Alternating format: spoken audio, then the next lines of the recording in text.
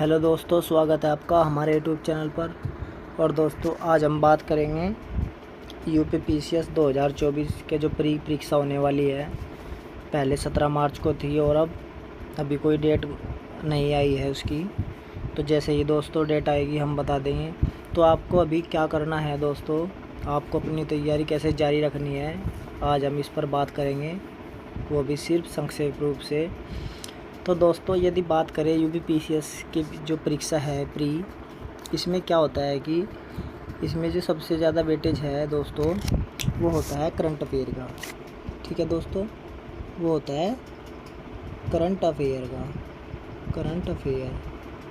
ठीक है, वो करंट अफेयर से लगभग 40 क्वेश्चन आते हैं। ठीक है, 40। इसके बाद जो मोस्ट विषय है वो है इतिहास। ठीक है दोस्तों, इतिहास से लगभग 25 क्वेश्चन आते हैं और ये 25 से ज़्यादा भी हो जाते हैं। ठीक है, 25 की 27 तक भी पहुंच जाते हैं। ठीक है दोस्तों, और इसके बाद जो आता है फिर आता है भूगोल। ठीक है दोस्तों, भूगोल, और ये भी 20 से 22 क्वेश्चन आते हैं। फिर इसके बाद आता है पॉलिटी। ठीक है दोस्तों, राजव्यवस्था। ठीक है दोस्तों, राजव्यवस्था, और इसके भी 20 से 22 क्वेश्चन आते हैं। ठीक है दोस्तों, 20 से 22। ठीक है, इसे भी 22 कर लेंगे। ठीक है दोस्तों, तो यदि अब हम इन्हें जो 4 ये सब्जेक्ट है मेन, यदि हम इन्हें जोड़े, इनके क्वेश्चन जोड़े, तो 40 और 40 निचले 80 और 25 105 क्वेश्चन हो रहे हैं दोस्तों। कितने? 105। ठीक है, 105 क्वेश्चन। और यदि हम ओवरऑल मेरिट की बात करें, जो मेरिट पहले भी आई है पिछली, क्योंकि सभी आयोग ने जारी कर दिया है मेरिट, तो यदि हम मेरिट की बात करें तो लगभग 90।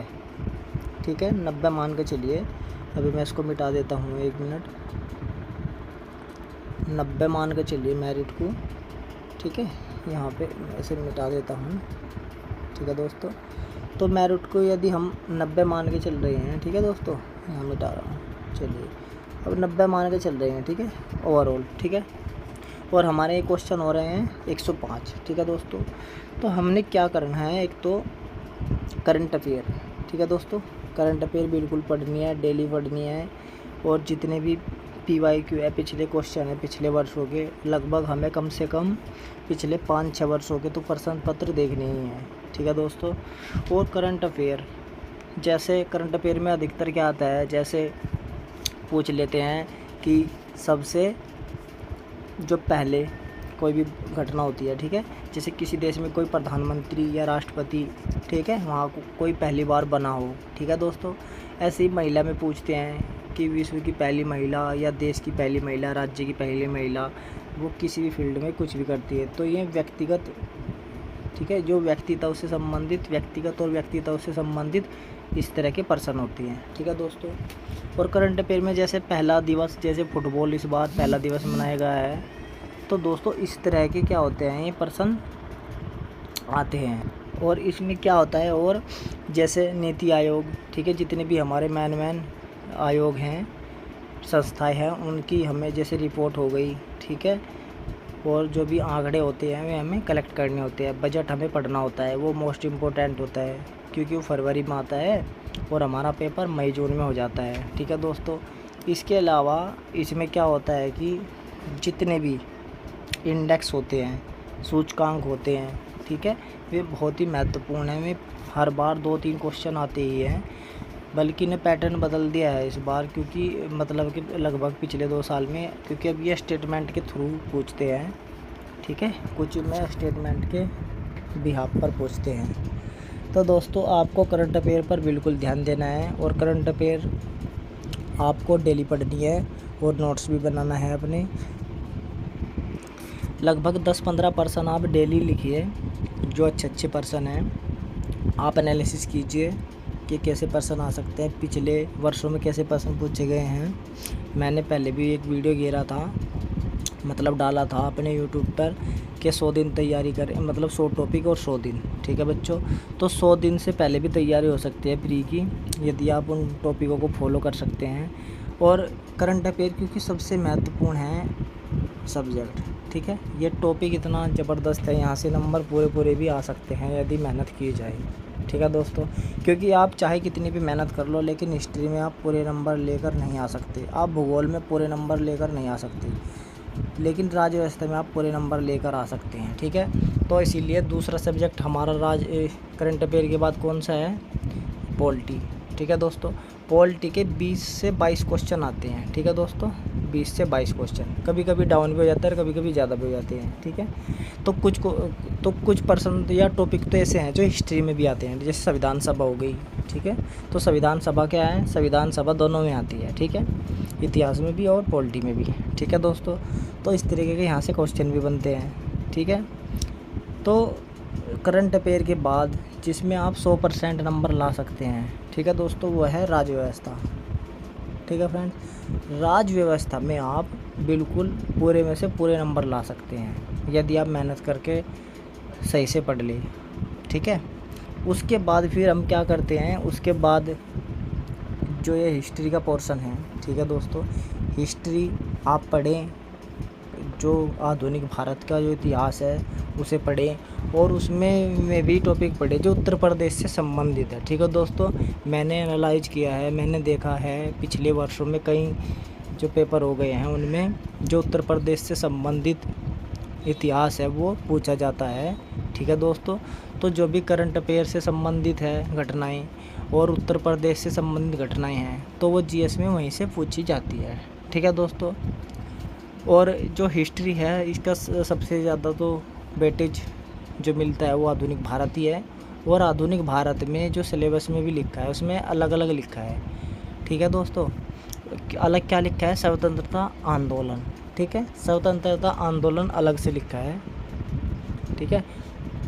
भारत का आधुनिक भारत का इतिहास और स्वतंत्रता आंदोलन, तो स्वतंत्रता आंदोलन तो हमने पढ़ना ही है, 3-4 क्वेश्चन उसके आते हैं, ठीक है दोस्तों। वो अलग से पोर्शन है, लेकिन सब उसे सोच लेते हैं कि ये भी आधुनिक में ही है तो आधुनिक में, लेकिन वहाँ से पर्सन ज़रूर आता है, और एक नहीं गुच्छे में आता है, ठीक है दोस्तों। तो आपको वहाँ से ज़रूर पढ़ना है जो ये हिस्ट्री है, मॉडर्न हिस्ट्री, और मॉडर्न हिस्ट्री में भी ये जो स्वतंत्रता संग्राम वाला पोर्शन है, ठीक है दोस्तों।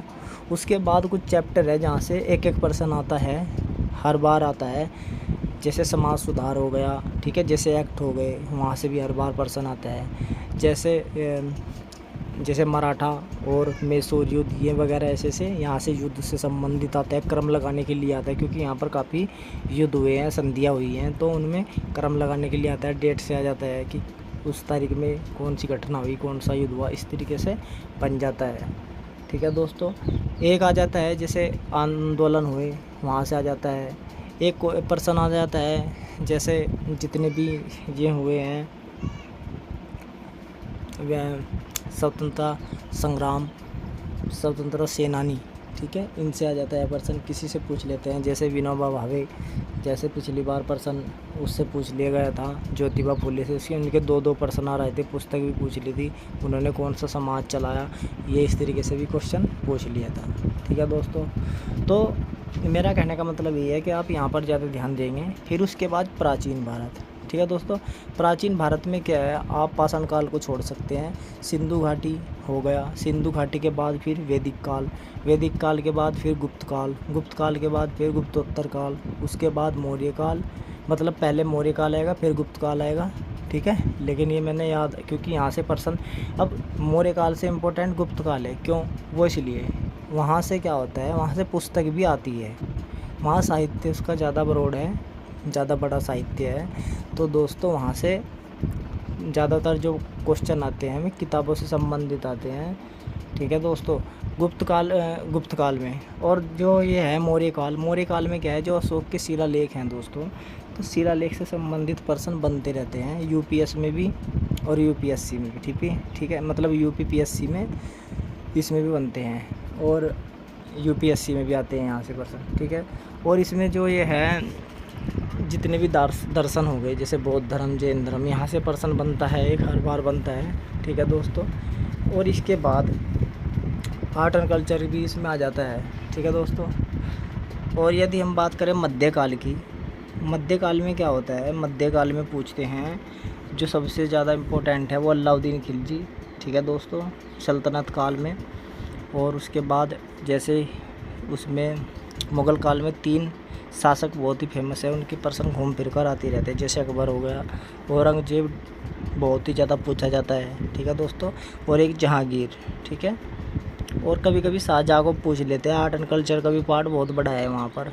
ठीक है दोस्तों, तो आप वहाँ की जो महत्वपूर्ण पॉइंट हैं उनको आप याद करें, उनको आप दोहराएं। ठीक है दोस्तों, तो वहाँ से आपका आराम से ज़्यादा मेहनत नहीं करनी है बीच वाले पोर्शन में। ठीक है दोस्तों, वहाँ पे जैसे कोई किसी का पद है कि इस पद को क्या कहते हैं, सल्तनत काल में क्या कहते थे, मुग़ल काल में क्या कहते थे, उन पदों को देखना है। ठीक है दोस्तों, उनकी जो व्यवस्था है उसको देखनी है, जो किताबें हैं उनको देखनी है, किस किताब का अनुवाद किस भाषा में किया गया है, किसके काल में किया गया है, ये बहुत ही इम्पोर्टेंट है, पूछा जाता है।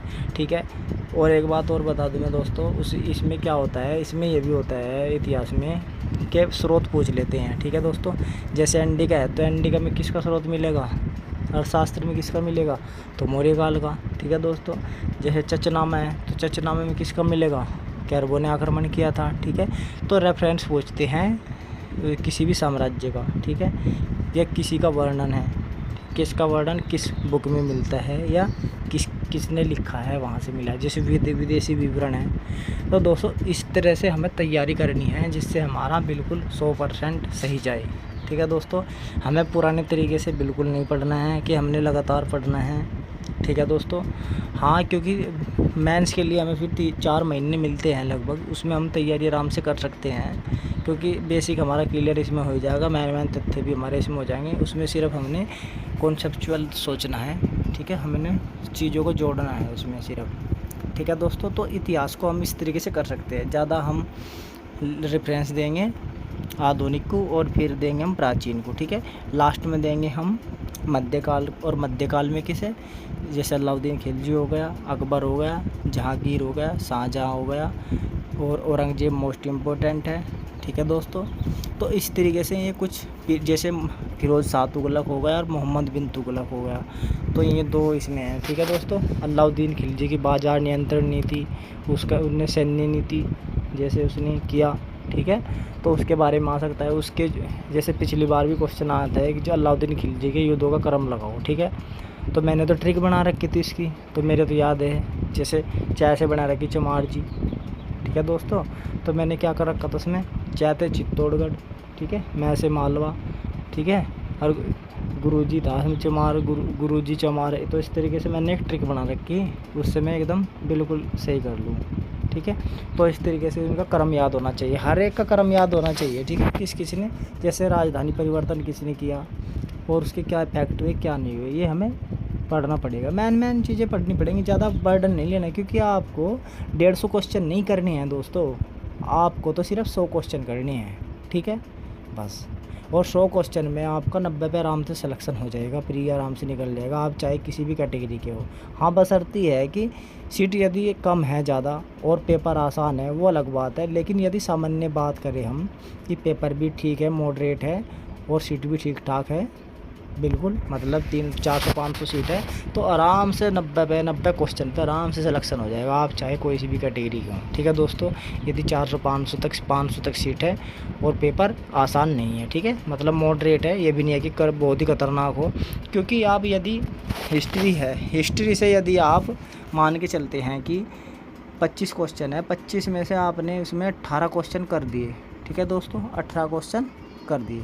ठीक है, उसके बाद आप करंट अफेयर 40 में से आप करते हैं 35 क्वेश्चन। ठीक है दोस्तों, 35। इसके बाद क्योंकि राज व्यवस्था में से 20 में से 20 भी कर सकते हैं आप, लेकिन फिर भी आप यहाँ से 18 ही मान लें। ठीक है दोस्तों, 18 क्वेश्चन मान लें। इसके बाद अब हम बात करेंगे भूगोल पर। तो दोस्तों अभी समझाता हूँ, यदि भूगोल में भी आप 18 क्वेश्चन कर देते हैं, ठीक है, कितने क्वेश्चन, 18 क्वेश्चन, ठीक है, 20-22 में थे 18 क्वेश्चन, तो इसमें भी 18 क्वेश्चन लगा लें, ठीक है। तो 18 दूनी 36, 18 54, ठीक है, 54 हो गए दोस्तों। अच्छा, 54 और 35 कितने हो गए? 54 और 35 59 और 30, एक कम 90 क्वेश्चन हो गए, ठीक है दोस्तों, मतलब 89 क्वेश्चन हो गए, ठीक है। तो 89 क्वेश्चन आपने 4 सब्जेक्ट पढ़ने से ही कर लिए हैं, ठीक है।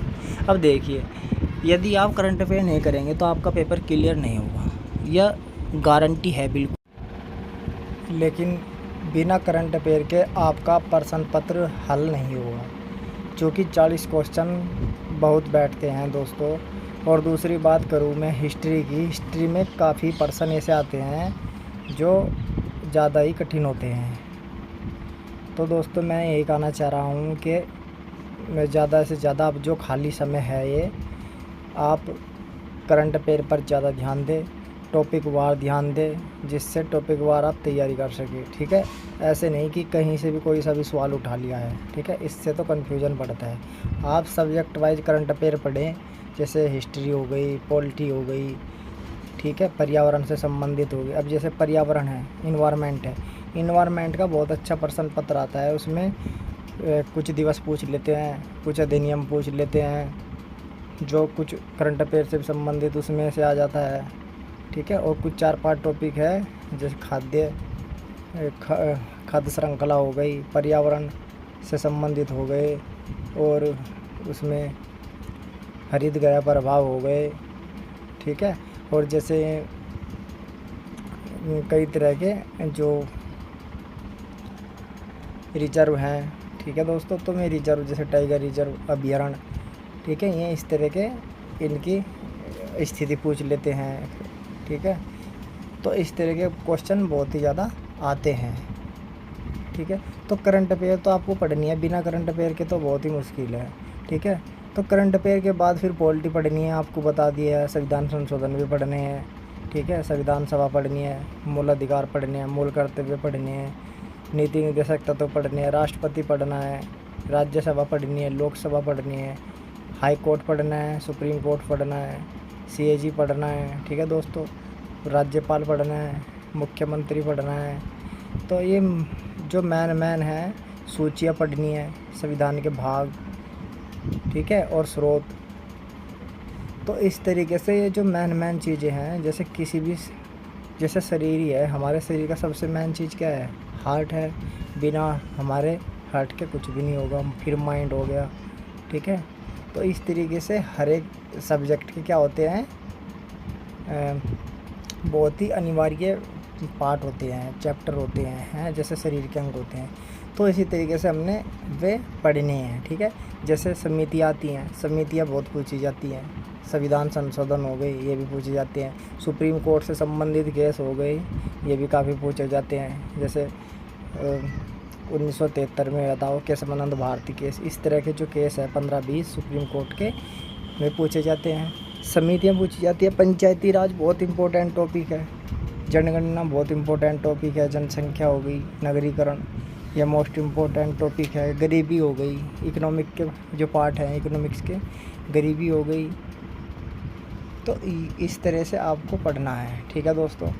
दूसरी बात, जैसे भूगोल की करते हैं, भूगोल में क्या होता है 20-22 क्वेश्चन आते हैं। तो यदि 20 क्वेश्चन आ रहे हैं दोस्तों, तो 20 में क्या होता है 10 क्वेश्चन तो आते हैं भारत के भूगोल के, ठीक है दोस्तों, और 10 क्वेश्चन आते हैं विश्व के भूगोल के, ठीक है।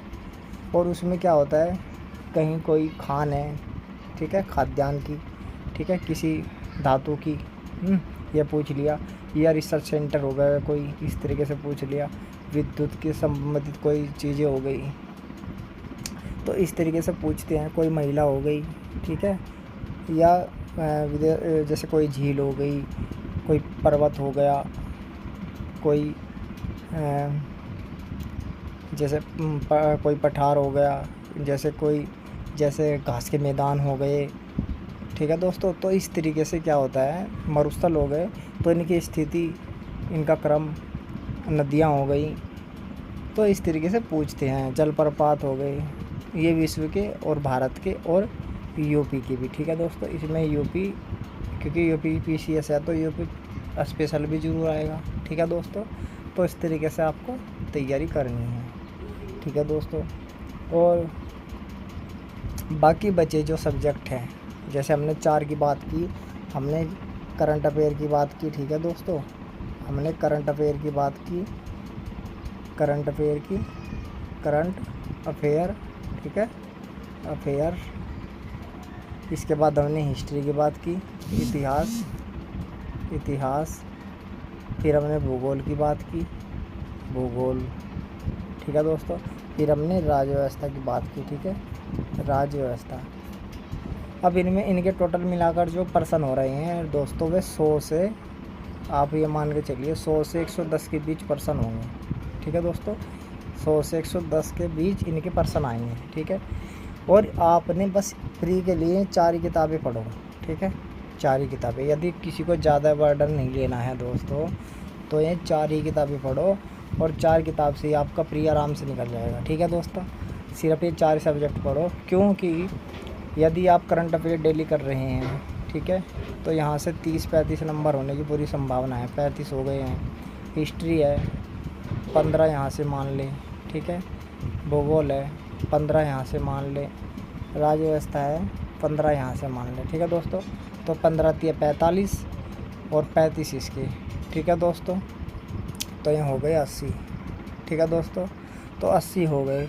इसके बाद हमें लानी है 90। ठीक है, अब चूँकि मैंने पहले इनके 18 लगाए थे, लेकिन हमने फिर भी और कम कर दिए। ठीक है, कि जैसे निगेटिव मार्किंग है तब भी हमने इनके कम ही कर दिया, 15-15। ठीक है दोस्तों, तो फिर भी हम इकोनॉमिक्स जो भी हमने पहले पढ़ा है या अब तक पढ़ लिया है आपने, तो आप 1-2 क्वेश्चन तो करेंगे ही करेंगे इसमें, क्योंकि मानने की बात है 10-15 क्वेश्चन आते हैं। ठीक है बच्चों, तो आप 2-3 क्वेश्चन उसमें करेंगे, पर्यावरण में भी करेंगे 2-3 क्वेश्चन, यूपी स्पेशल का भी आप 1-2 क्वेश्चन करेंगे। ठीक है दोस्तों, विज्ञान का भी आप करेंगे 1-2। तो उनमें से जो, यदि मानने की बात है 100% है, ठीक है दोस्तों, और 100 में तो आपके हो गए 80। ठीक है, 80 हो गए आपके, तो आपको बाकी 50 में से 10 ही करने हैं बस। बाकी 50 में से कितने, 10 ही करने हैं। ठीक है, तो आपका आराम से हो जाएगा। ठीक है, आपको ज़्यादा रिस्क लेने की ज़रूरत नहीं है। ठीक है दोस्तों, ये प्री के लिए है। ठीक है, आप मेंस के लिए फिर कैसे करते हैं, क्योंकि ये जो प्लानिंग है ये केवल कम समय के लिए है। ठीक है दोस्तों, जो पहली बार दे रहे हैं या दूसरी बार दे रहे हैं, जिनको समझ में नहीं आता है कैसे हम तैयारी करें, ठीक है दोस्तों, ये उनके लिए है। तो चलिए दोस्तों, अब आप समझ में आ गया होगा आप सभी की कैसे तैयारी करनी है। फिर हम अपने अगले भाग में मिलेंगे और उसमें बताएंगे आपको किताब सहित कैसे तैयारी करनी है और दूसरे तरीके से। ठीक है दोस्तों, ये सिर्फ अभी जो समय चल रहा है, क्योंकि डेट तो अभी कोई फिक्स हुई नहीं है, तो अभी बहुत अच्छा आपके पास सुनहरा मौका है, आप तैयारी अपनी करते रहें। ठीक है दोस्तों, तो दोस्तों धन्यवाद। फिर मिलेंगे आपके लिए और प्लानिंग लेकर आएंगे बेहतरीन, जिससे आपका प्री जल्दी निकल सके और तब तक शायद डेट भी क्लियर हो जाए। चलिए, नमस्कार।